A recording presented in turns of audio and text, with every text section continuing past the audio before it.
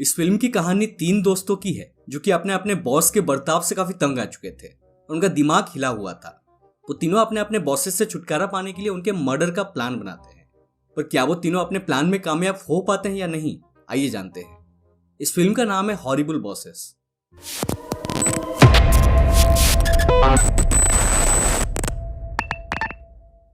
तो कहानी शुरू होती है निक नाम की एक आदमी को दिखाते हुए जो कि पिछले 8 साल से एक फाइनेंशियल फर्म में जॉब करता था।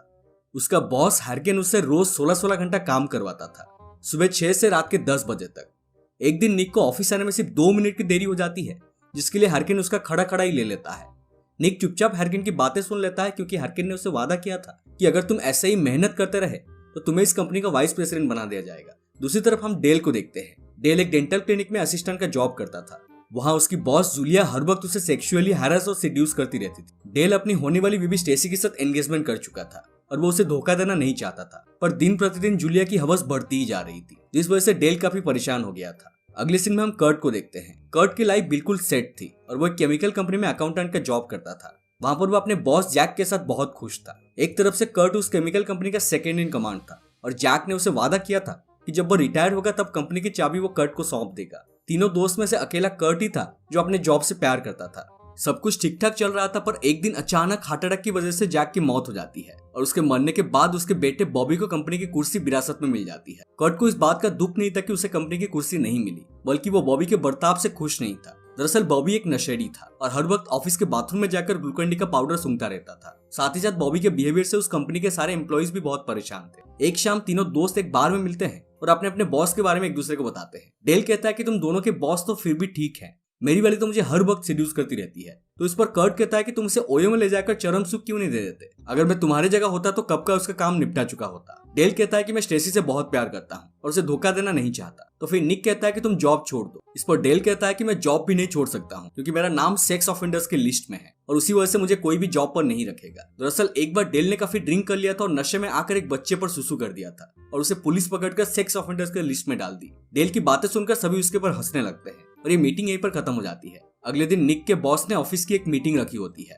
उसमें वो अगले वाइस प्रेसिडेंट का नाम अनाउंस करने वाला था। निक को पूरी उम्मीद थी कि वाइस प्रेसिडेंट तो वही बनेगा क्योंकि पिछले 8 साल से वो उस कंपनी में अपना पिछवाड़ा घिस रहा था। लेकिन निक को झटका तब लगता है जब हार्किन खुद को ही कंपनी का वाइस प्रेसिडेंट घोषित कर देता है। इस बात से निक का आतंकवादी सड़क जाता है और वो अपने बॉस को वही पटक कर ही पीट देता है और उसे उठाकर बिल्डिंग से नीचे फेंक देता है। उसकी ये बहादुरी देख के बाकी एम्प्लॉइज ताली बजा के उसका प्रोत्साहन करते हैं। लेकिन तभी सीन कट होता है और हम देखते हैं कि ये सिर्फ निक की एक इमेजिनेशन थी। वो अपने गुस्से को कंट्रोल करते हुए हार्किन से कहता है कि आपने मुझसे 16-16 घंटे काम करवाए और आपने वादा किया था कि आप मुझे इस कंपनी का वाइस प्रेसिडेंट बना देंगे। लेकिन हार्किन कहता है कि अभी तुम्हें वाइस प्रेसिडेंट बनने के लिए और भी ज्यादा मेहनत करनी पड़ेगी। इस बात से नाराज होकर निक जॉब छोड़ने की बात करता है, जिस पर हार्किन उसे वार्निंग देते हुए कहता है अगर तुमने जॉब छोड़ दी तो मैं तुम्हारा करियर बर्बाद कर दूंगा। दूसरी तरफ कर्ट का अपने नए बॉस बॉबी से कंपनी के प्रॉफिट्स को लेकर बातें हो रहा था। बॉबी कहता है कि हमें कंपनी में कुछ कॉस्ट कटिंग्स करने होंगे, जैसे कि वेस्ट मैनेजमेंट में पैसा बचाकर और जितने भी बुढ़े और मोटे एम्प्लॉइज हैं उन्हें यहाँ से निकालकर। पर कर्ट ऐसा करने से मना कर देता है। उधर डेल की भी हालत कुछ ठीक नहीं था। एक दिन उसे उसकी बॉस जूलिया अपने केबिन में बुलाती है। अंदर जाने पर डेल देखता है कि जूलिया आधी नंगी होकर उसके ही आने का इंतजार कर रही थी। डेल तुरंत वहां से भागने की कोशिश करता है पर जूलिया रिमोट कंट्रोल से दरवाजे को लॉक कर देती है। इसके बाद जूलिया उसे सिड्यूस करने लगती है। डेल भी नौकरी छोड़ने की बात करता है पर जूलिया कहती है कि मुझे पता है कि तुम्हारा नाम सेक्स ऑफेंडर्स के लिस्ट में है और अगर तुम यहाँ से जाओगे तो फिर शायद ही कोई तुम्हें अपने यहाँ नौकरी पर रखेगा। डेल कहता है कि मेरी शादी होने वाली है और मैं अपनी बीवी से बहुत प्यार करता हूँ। जूलिया कहती है कि मुझे उससे कुछ लेना देना नहीं है, जब तक तुम्हारी शादी नहीं हो जाती तब तक तुम्हें मेरे साथ गपागप करना पड़ेगा। तीनों दोस्त फिर शाम को एक बार में मिलते हैं और डिसाइड करते हैं कि चाहे जो हो जाए वो अपने अपनी जॉब छोड़ देंगे। तभी वहाँ केनी आता है। केनी इन तीनों के बचपन का दोस्त था और एक अच्छे कंपनी में जॉब करता था, पर लॉकडाउन की वजह से उसकी कंपनी डूब गई थी और अब उसके पास मैगी खाने के भी पैसे नहीं थे। केनी उन तीनों से कहता है अगर तुम मुझे $40 दोगे तो उसके बदले में तुम तीनों को ब्लो जॉब दूंगा। केनी की हालत देखकर तीनों सोच में पड़ जाते हैं कि अगर हमने जॉब छोड़ी और हमें दूसरा जॉब नहीं मिला तो हमें भी केनी की तरह दूसरों का चूसना पड़ेगा। इसी सोच के साथ तीनों जॉब छोड़ने का प्लान कैंसिल कर देते हैं। तभी कर्ट कहता है कि अगर हमारे बॉस का मिलकर मर्डर कर दे तो। डेल कहता है कि चाहे हमारे बॉस कितने भी बुरे हो बट हम कोई खूनी नहीं है और वो इस बात को सीधा ना बोलकर वहां से चला जाता है। अगले दिन जब डेल क्लिनिक में काम कर रहा होता है तभी वहां उसकी फियोन्सी स्टेसी आती है, जिसको जूलिया ने अपने क्लिनिक में फ्री चेकअप करवाने के लिए बुलाई थी। चेकअप के दौरान वो स्टेसी को बेहोश करके उसके ऊपर चढ़ जाती है और डेल से उसके साथ घपाघप करने के लिए कहती है। ये सब देखकर डेल का दिमाग खराब हो जाता है। तभी जूलिया उसे कुछ फोटोज दिखाती है जिसमें कि जूलिया और डेल एक साथ न्यूड हालत में थे। दरअसल जब डेल यहाँ पहले ज्वाइन किया था तब जूलिया ने चेकअप के बहाने डेल को बेहोश कर दिया था और उसके साथ न्यूड फोटोज ले लिए थे। जूलिया उसे ब्लैकमेल करते हुए कहती है कि अगर तुमने मेरे साथ घपाघप नहीं किया तो मैं ये सारे फोटो स्टेसी को दिखा दूंगी। उसी दिन डेल कर्ट के घर भागता हुआ जाता है जहाँ निक भी मौजूद था। वो कर्ट से कहता है कि मैं अपनी बॉस का मर्डर करने के लिए तैयार हूँ। निक इस बात के लिए राजी नहीं होता। तब डेल और कर्ट मिलकर उसे समझाते हैं कि कैसे उसका बॉस उसकी ले रहा है। फिर डेल कहता है मैंने सावधान इंडिया और सीआईडी के लगभग सारे एपिसोड्स देख रखे हैं और हर बार खोनी कोई ना कोई सबूत पीछे छोड़ देता है जिसकी वजह से वो पकड़ा जाता है। अगर हमने ट्राई किया तो हम तुरंत पकड़ जाएंगे। काफी सोच विचार करने के बाद तीनों एक हिटमैन को हायर करने का प्लान बनाते हैं, मतलब एक कॉन्टैक्ट किलर। तीनों सेफ्टी के लिए उस हिटमैन को मिलने के लिए एक ओए में बुलाते हैं। कर्ट डेल से पूछता है कि तुम्हें वो हिटमैन कैसे मिला। डेल कहता है कि मैंने उसे डार्क वेब से हायर किया है, वो भी सिर्फ $200 में। थोड़ी देर में वो हिटमैन भी वहां आ जाता है और कमरे में आते ही फ्लोर पे एक काला प्लास्टिक बिछा देता है। इसके बाद वो कहता है कि तुम तीनों में से कौन पहले आना चाहेगा। तब डेल कहता है कि हमने आपको हमें मारने के लिए नहीं बुलाया है बल्कि किसी और को मारने के लिए बुलाया है। इस बात से वो हिटमैन थोड़ा कंफ्यूज हो जाता है। वो कहता है मैं यहाँ किसी का मर्डर करने नहीं आया हूँ बल्कि मैं तो सिर्फ दूसरे आदमी पर सुसु करता हूँ। डेल कहता है कि मैंने तो टाइटल में वेट वर्क लिखा हुआ देखा था। तब वो आदमी कहता है कि वो तो सिर्फ एक कोड वर्ड है, आपने डिस्क्रिप्शन नहीं पढ़ा था क्या। तब जाकर डेल को समझ में आता है कि सिर्फ और सिर्फ $200 में उसे एक हिटमैन कैसे मिल गया था। कर्ट और निक उसे उस बात को लेकर काफी कोसने लगते हैं। फिर वो तीनों पर्सनली एक किलर को ढूंढने का फैसला करते हैं। कर्ट की गाड़ी में एक पेड जीपीएस नेविगेशन सिस्टम लगा हुआ था जिसे एक इंडियन कंपनी ऑपरेट करती थी। वो उस नेविगेशन की मदद से शहर के सबसे खतरनाक इलाके के एक बार में जाते हैं जहाँ से गुंडे और मवाली ही आया करते थे। बार के अंदर जाकर वो तीनों बारटेंडर से पूछते हैं कि यहाँ कोई कॉन्ट्रैक्ट किलर मिलेगा क्या। बारटेंडर उनकी बातें सुनकर एक बेसबॉल बैट निकालता है जिसे देखते ही वो तीनों वहां से भाग जाते हैं। तभी उन तीनों की मुलाकात डीन नाम की एक मुस्तंडर से होती है। डीन कहता है कि मैंने तुम लोगों की बातें सुनी है और उसमें मैं तुम्हारी मदद कर सकता हूँ। मैं अभी अभी 10 साल का सजा काटने के बाद जेल से छूटकर वापस आ रहा हूँ। तीनों दोस्त उसे अपने बॉस को मारने के लिए कहते हैं तो डीन इस काम को करने के लिए $30,000 मांगता है। इतना बड़ा अमाउंट सुनते ही तीनों वहां से जाने लगते हैं। तभी डीन उन्हें रोकता है और फिर बार्गेनिंग शुरू हो जाती है। आधे घंटे बार्गेनिंग करने के बाद डीन कहता है कि $5,000 लगेंगे, उससे कम की स्कीम नहीं है मेरे पास। तो फिर फाइनली $5,000 पर ही डील पक्की हो जाती है और डीन अगले दिन पैसे लेकर आने के लिए कहकर वहां से चला जाता है। अगले दिन तीनों दोस्त डीन को पैसे देते हुए पूछते हैं कि हमारा काम कब तक हो जाएगा। तो डीन कहता है कि मैं अभी अभी 10 साल की सजा काट कर आ रहा हूँ और मैं वापस से जेल जाना नहीं चाहता, लेकिन मैं इन पैसों के बदले तुम्हें कुछ टिप्स जरूर दूंगा। डीन की ये बात सुनकर डेल की खिसक जाती है। तभी कर्ट उसे शांत करते हुए डीन से कहता है कि तुमने ये बात पहले क्यों नहीं कही थी। फिर निक कहता है कि हमें तुमसे अपना काम नहीं करवाना है, हमें हमारे पैसे वापस कर दो। डीन कहता है कि पैसे तो तुम्हें वापस मिलने से रहे, अगर तुम्हें टिप्स लेना है तो लो वरना यहाँ से कल्टी मारो। कोई रास्ता ना होने की वजह से तीनों डीन से ज्ञान लेने लगते हैं। डीन कहता है कि तुम अपने बॉस को स्टॉक करना शुरू कर दो, वो कहाँ जाते हैं, किससे मिलते हैं, क्या खाते हैं, क्या पीते हैं, सब कुछ। डेल कहता है कि इन सब से क्या होगा। तो डीन कहता है कि अगर तुम तीनों अपने अपने बॉस को मारने जाओगे तो पकड़े भी जा सकते हो। एक काम करो, तुम तीनों एक दूसरे के बॉस को मार दो, किसी को क्या ही पता चलेगा। तीनों को ये आइडिया काफी सही लगता है और डीन के कहे अनुसार तीनों एक दूसरे के बॉस के ऊपर नजर रखने लगते हैं। सबसे पहले तीनों कर्ट के बॉस बॉबी के घर जाते हैं। बॉबी के चले जाने के बाद तीनों उसके घर में चुपके से घुस जाते हैं। किसी चीज पर फिंगरप्रिंट ना लगे इसीलिए वो तीनों अपने स्लिप्स खोल देते हैं। कर्ट बॉबी के बाथरूम में जाकर उसके टूथब्रश से अपना पिछवाड़ा को खुजा के उसे वापस रख देता है। इधर निक और डेल को टेबल पर रखी हुई ग्लूकोन डी पाउडर का एक डब्बा मिलता है। डेल कहता है ये तो कम से कम 3-4 करोड़ का माल होगा। तभी अचानक डेल के हाथों से ग्लूकोन डी का डब्बा छूटकर नीचे गिर जाती है और हवा में नशा छा जाता है। उस हवा में सांस लेने की वजह से डेल हवा में उड़ने लग जाता है। तभी कर्ट और निक उसे लेकर वहां से चले जाते हैं। रास्ते में कर्ट निक को बॉबी का मोबाइल फोन देता है जिसे उसने उसके घर से चुरा लिया था। इसके बाद तीनों निक के बॉस हैरकिन के घर जाते हैं। कर्ट और निक डेल को बाहर कार में ही रुकने के लिए कहते हैं क्योंकि डेल नशे में चूर था और अगर अंदर जाता तो पता नहीं क्या करता। निक डेल से कहता है कि अगर तुम्हें कोई आता दिखे तो तुम 2 बार हॉर्न बजाना। इतना कहकर वो कर्ट के साथ हार्किन के घर के अंदर चला जाता है। इधर डेल गाड़ी में बैठे हुए सैंडविच खाने लगता है और उसके पैकेट को बाहर फेंक देता है। तभी उस पैकेट पर जॉगिंग से वापस लौट रहे हार्किन की नजर पड़ती है और वो उस बात को लेकर डेल को डांटने लगते हैं। तभी अचानक हार्किन को स्ट्रोक आ जाता है और वो वही जमीन पर गिर जाता है। दरअसल हार्किन को पीनट से एलर्जी थी जो कि डेल खा रहा था। डेल तुरंत हार्किन के मोजे में लगे इंजेक्शन को निकालकर उसके चेस्ट में इंजेक्ट करने की कोशिश करता है, पर उसे ये नहीं पता था कि उस इंजेक्शन को एग्जैक्टली कहां पर इंजेक्ट करना है। उधर कर्ट और निक डेल को हार्किन के ऊपर चढ़ा हुआ देखकर सोचते हैं कि डेल उसका मर्डर कर रहा है। वो दोनों तुरंत हार्किन के घर से बाहर निकलने लगते हैं। तभी जल्दबाजी में वहां निक के पॉकेट से बॉबी का फोन नीचे गिर जाता है।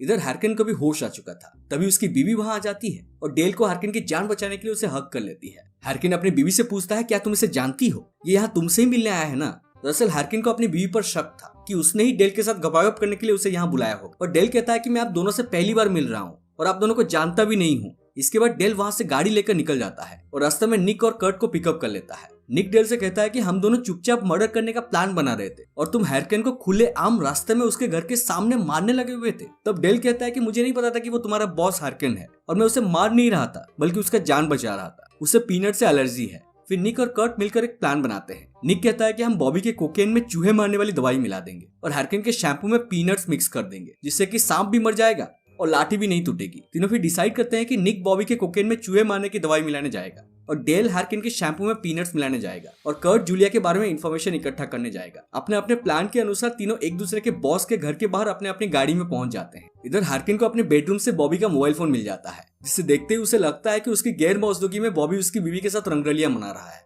हैरकिन उस मोबाइल में से बॉबी के घर का पता निकालकर सीधे उसके घर पहुंच जाता है। निक भी बॉबी के घर के बाहर ही रुका हुआ था और अपने बॉस को देखते ही वो छुप जाता है। तभी उसे डेल का कॉल आता है और वो कहता है कि उससे वो काम नहीं हो पाएगा क्योंकि वो किसी का मर्डर नहीं कर सकता। सेम बात निक भी कहता है। तभी वो देखता है कि उसका बॉस हैरकिन बॉबी को घर के बाहर बुलाता है और देखते ही उसे गोली मार देता है और अपनी गाड़ी लेकर वहां से चला जाता है। निक की पूरी तरह से फट चुकी थी।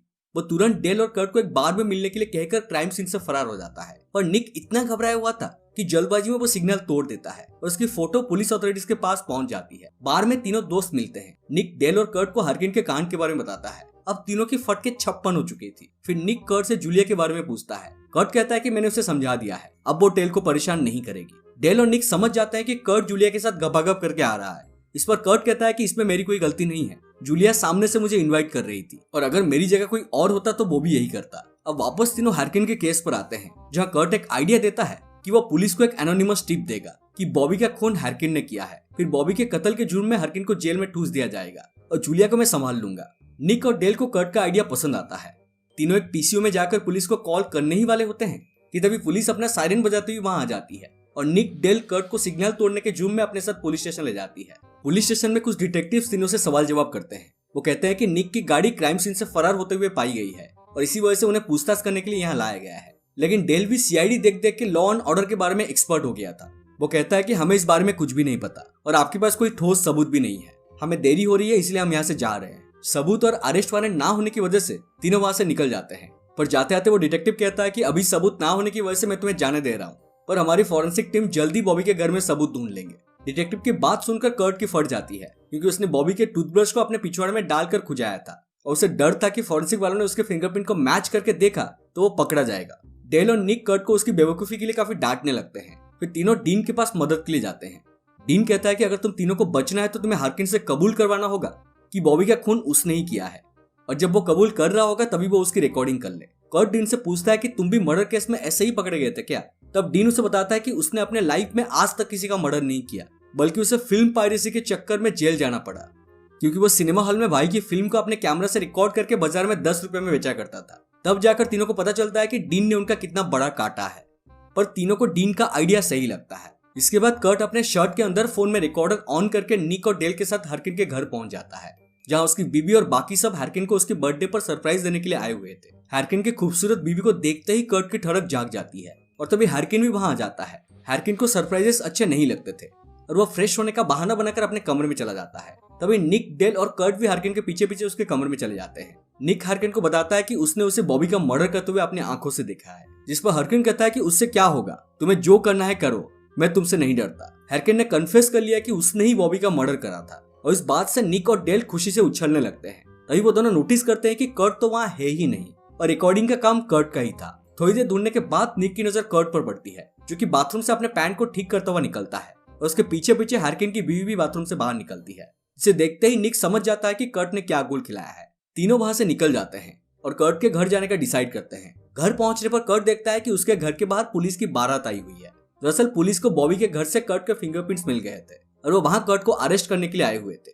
कर्ट तुरंत अपने दोस्त के साथ वहां से फरार हो जाता है और तीनों शहर छोड़ने का डिसाइड करते हैं। तभी डेल को जूलिया का कॉल आता है और वो फिर से डेल को सिड्यूस करने लगती है। तो फाइनली डेल उसके साथ गपागप करने के लिए रेडी हो जाता है और जूलिया उसे फोन पर ही चरम सुख देने के लिए फोर्स करती है। तभी पीछे हैरकिन अपनी गाड़ी से कर्ट के गाड़ी को टक्कर मारने लगता है। दरअसल उसे पता चल गया था कि कर्ट ने उसकी बीवी के साथ कौन सी खिचड़ी पकाई है। गाड़ी के टक्कर होने की वजह से कर्ट का GPS navigation system police authorities को उसकी लोकेशन भेजकर गाड़ी के इंजन को ऑफ कर देता है। उसी वक्त हैरकिन भी वहां आ जाता है और तीनों को गाड़ी से बाहर निकलने के लिए कहता है। हैरकिन कहता है कि मैं पुलिस से कहूंगा कि तुम तीनों ने बॉबी को मारा है और जब मुझे तुम्हारे बारे में ये बात पता चला तो तुम तीनों मुझे भी मारने आ गए।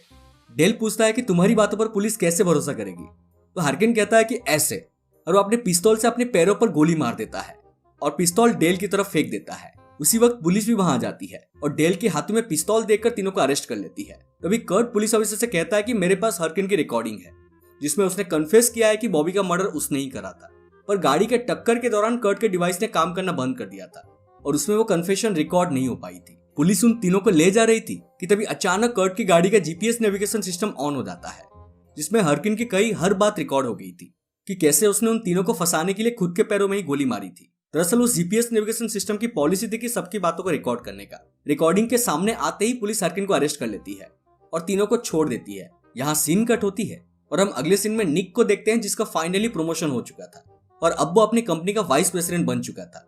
दूसरी तरफ बॉबी के चले जाने के बाद कर्ट को भी कोई परेशानी नहीं थी। Last but not the least, एक डेंटल चेकअप के दौरान डेल जूलिया से कहता है कि तुम इस पेशेंट के साथ क्यों नहीं ट्राई करती। डेल की बातें सुनकर जूलिया ओवर एक्साइटेड हो जाती है और अपने बेहोश पड़े पेशेंट के ऊपर चढ़कर उसके छोटे चेतन से बात करते हुए घबाघब करने की कोशिश करती है कि तभी अचानक वो पेशेंट होश में आ जाता है जिसे देखकर जूलिया चौंक जाती है। दरअसल वो पेशेंट डेल का ही दोस्त था और बेहोश होने का नाटक कर रहा था। दूसरी तरफ क्लिनिक की खिड़की के बाहर से डीन ने वो सब अपने कैमरे में रिकॉर्ड कर लिया था। अब जूलिया फंस चुकी थी। डेल उसे धमकी देते हुए कहता है कि अगर तुमने मुझे दोबारा तंग करने की कोशिश की तो मैं तुम्हारी इस वीडियो को घपाघप.com पर अपलोड कर दूंगा। इसी तरह तीनों दोस्त अपने अपने बॉसेस से अपना पीछा छुड़ाने में कामयाब हो जाते हैं और इसी के साथ ये मूवी यहीं पर खत्म हो जाती है। उम्मीद करता हूं कि आपको ये एक्सप्लेनेशन पसंद आई हो। अगर पसंद आए तो प्लीज हमारे वीडियो को लाइक करें, शेयर करें और हमारे चैनल को सब्सक्राइब करके हमें सपोर्ट कीजिए और साइड वाला बेल आइकन को भी दबा दीजिए क्योंकि हम ऐसे ही इंटरेस्टिंग एक्सप्लेनेशंस लाते रहते हैं। मिलते हैं अगले वीडियो में, तब तक stay safe and take care.